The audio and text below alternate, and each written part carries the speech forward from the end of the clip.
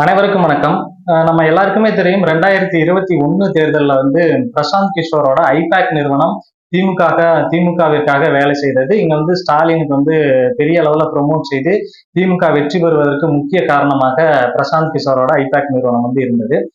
தற்போது வந்து அந்த பிரசாந்த் கிஷோர் அவர்கள் வந்து பாரதிய ஜனதா கட்சிக்கு ஆதரவாக ஒரு கருத்தை வந்து முன் வச்சிருக்கார். பாரதிய ஜனதா கட்சி வந்து 300க்கும் மேற்பட்ட இடங்களை வெல்லும், 3வது முறையா மோடி அவர்கள் தான் ஆட்சி அமைப்பார் அப்படின்னு சொல்லிட்டு ஒரு அஜெண்டாவை செட் பண்ணக்கூடிய ஒரு வேலையை வந்து செய்து கொண்டிருக்கிறார். கிட்டத்தட்ட தேர்தல் வந்து இறுதி கட்டத்தை நெருங்குகின்ற இந்த சமயத்துல வந்து பாரதிய ஜனதா கட்சி தான் வந்து மீண்டும் ஜெயிக்க போகுது அப்படின்னு சொல்லி சொல்றதன் மூலமா மக்கள் மத்தியில வந்து அப்ப பாஜக தான் மீண்டும் ஆட்சிக்கு வரப்போகுது அப்படின்னு சொல்லி அவர்களை வந்து மேனிப்புலேட் செய்யக்கூடிய ஒரு வேலையை இந்த அரசியல் புரோக்கராக இருக்கக்கூடிய இந்த பிரசாந்த் கிஷோர் அப்படிங்கிறவர் வந்து முன் வச்சிருக்கிறாரு.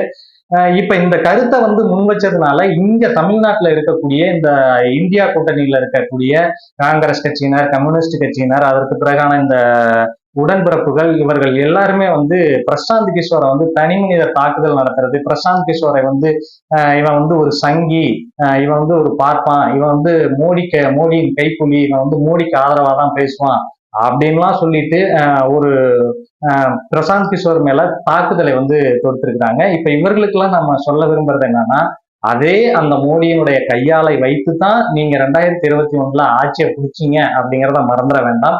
அடுத்து 2026 தேர்தலிலும் பிரசாந்த் கிஷோரோடு கைகோர்ப்பதற்கு வந்து திமுக வந்து பேச்சுவார்த்தை நடத்தியிருப்பதாகவும் ஸ்டாலின் அவர்களும் பிரசாந்த் கிஷோர் அவர்களும் ஒரு மறைமுகமாக ரகசிய சந்திப்பு ஒன்றை நடத்தி இருப்பதாகவும் நமக்கு வந்து தகவல்கள் கிடைக்கின்றன. இதன் மூலமாக பார்த்தோம் அப்படின்னா 2026 தேர்தலிலும் மீண்டும் திமுகவிற்காக பிரசாந்த் கிஷோர் அவர்கள் வந்து தமிழ்நாட்டில் வேலை செய்வார் என்பது நமக்கு தெரிகின்றது. அதனால இந்த உடன்பிறப்புகள் எல்லாமே இன்னைக்கு பிரசாந்த் கிஷோரை கடிச்சு வைக்கிறீங்க. இதே பிரசாந்த் கிஷோருக்கு கீழே நாளைக்கு நீங்க வந்து வேலை பார்க்க வேண்டிய சூழல் வந்து ஏற்படலாம். அதனால தயவு செஞ்சு கொஞ்சம் பிரசாந்த் கிஷோரை வந்து திட்டுறதுக்கு முன்னாடி யோசிச்சு திட்டுங்க.